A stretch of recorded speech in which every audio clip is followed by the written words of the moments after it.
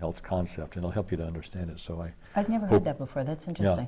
Yeah, it's really an interesting thing, and it really just broadens you out. You realize you can't just treat animals in isolation and people in isolation. You really have to consider them, and I think veterinarians probably study human health more than physicians study animal health. But everybody now has to kind of realize that you really need to know a little bit about the other side if you're going to be effective. Yeah. Especially if you're in research. So this applies to the mountain gorillas of Uganda. Right, Yeah. very much so, and that's the whole basis of this CTPH, the conservation through public health.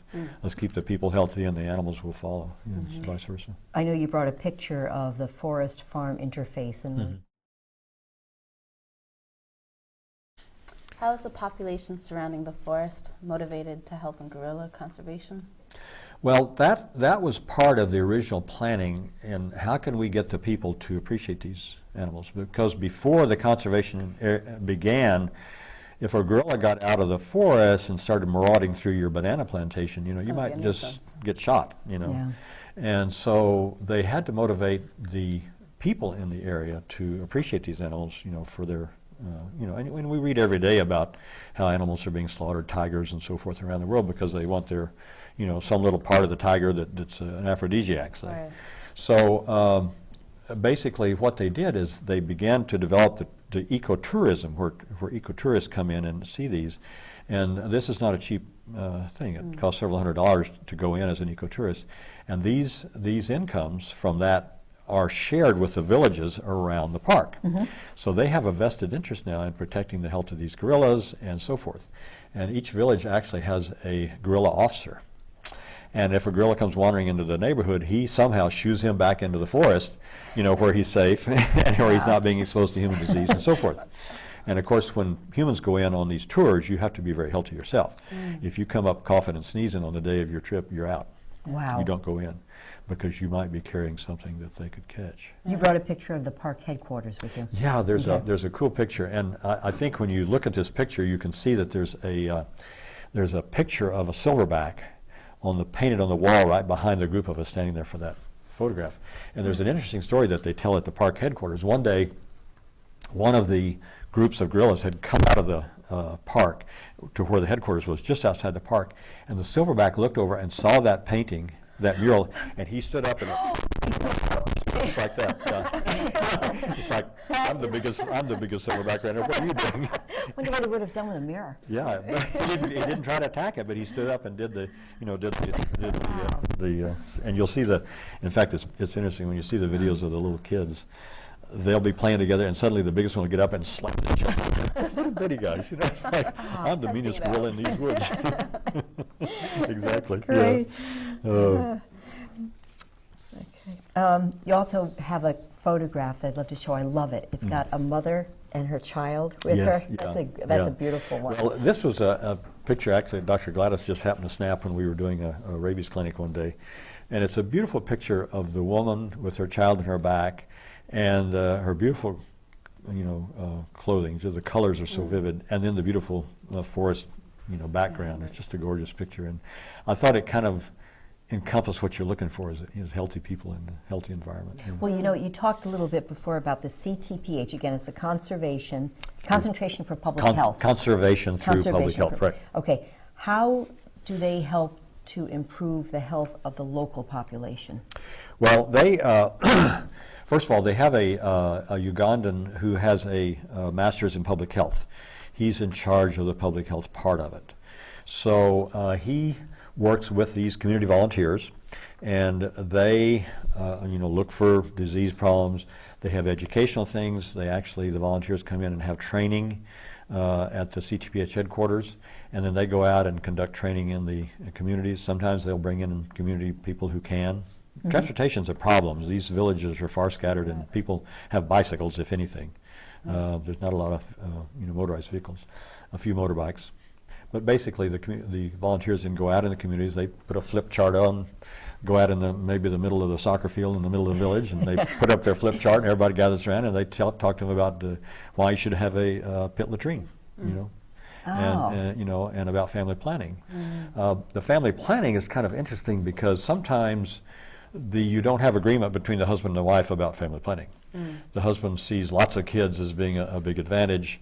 The mother thinks, we can't really care for that many kids, And so sometimes there are differences to be resolved, and that they help, education, again, is the key, So they work with people on all these things, monitoring disease, talking about family planning, about sanitation, all these things, basically. They're trying now to work on water supplies.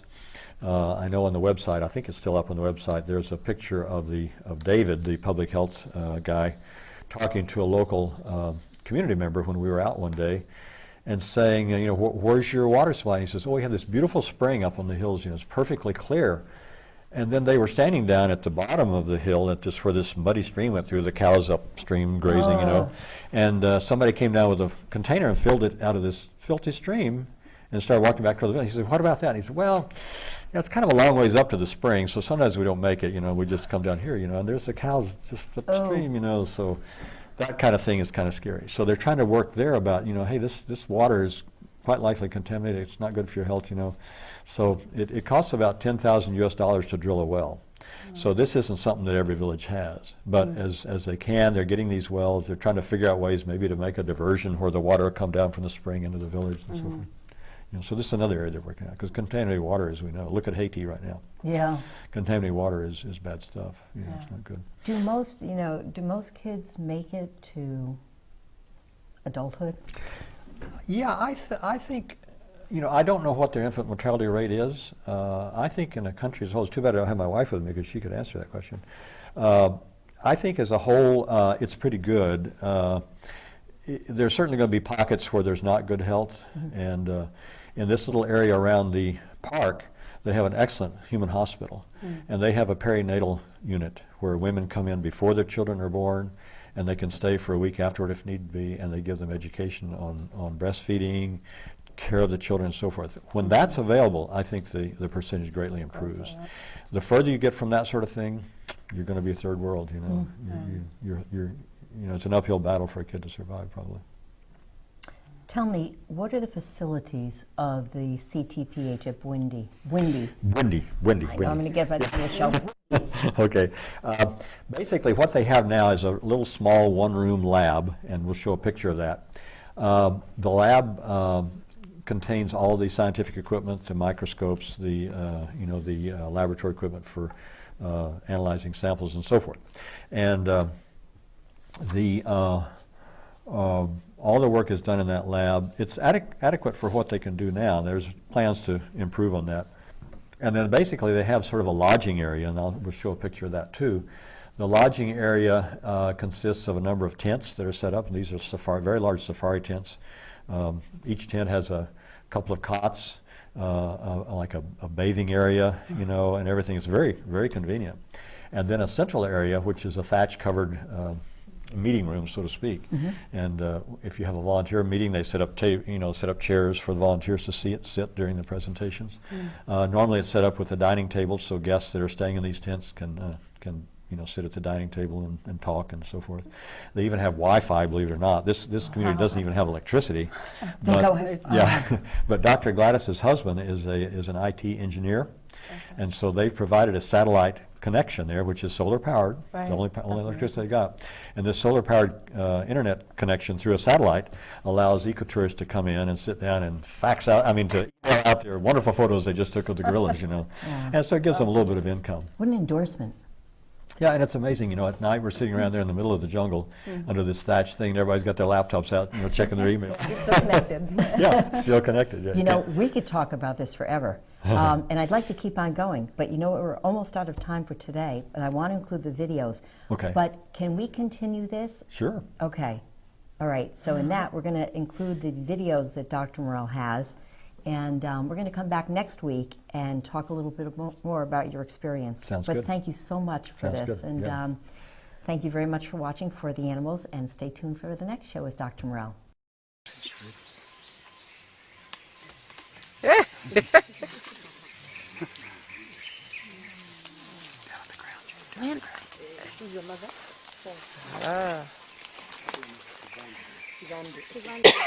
Chivande is the flathead.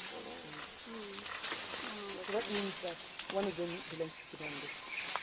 The baby. Yeah, it is having a baby.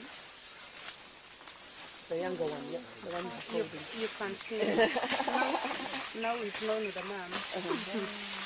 That is Vande with the first age.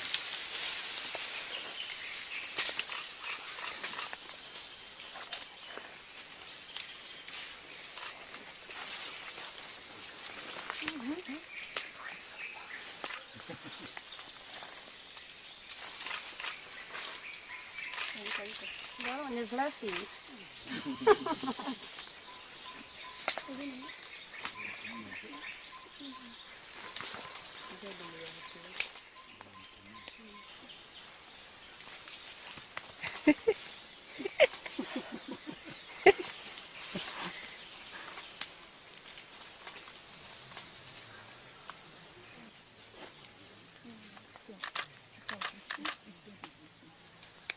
Are you taking pictures?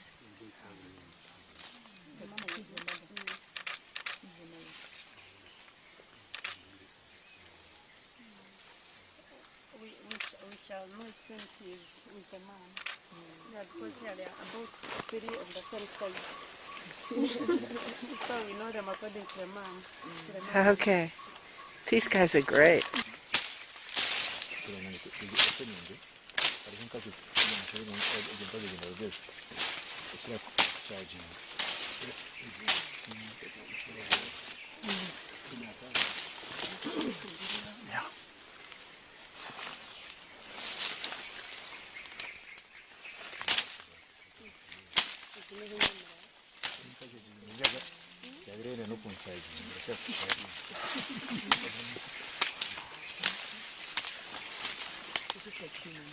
Yeah. They are.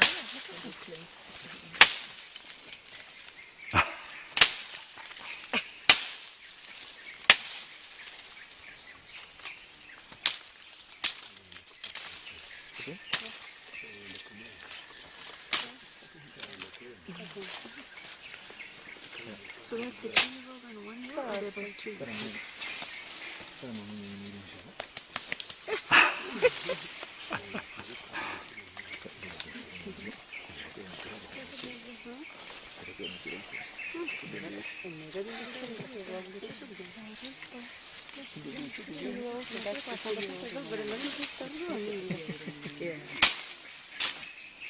I got it zoomed in or I'm filling just about the whole screen.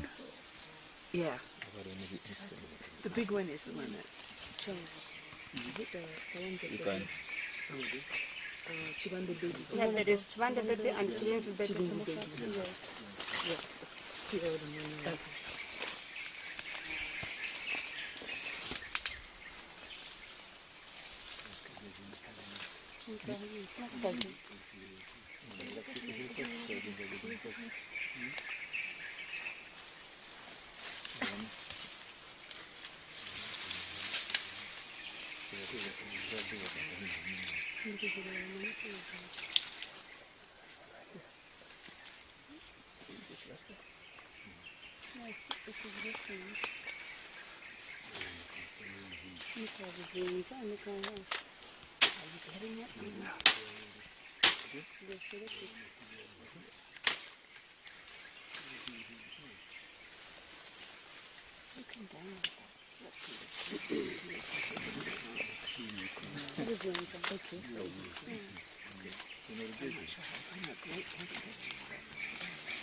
This is Vizinza, the adult female with small ears.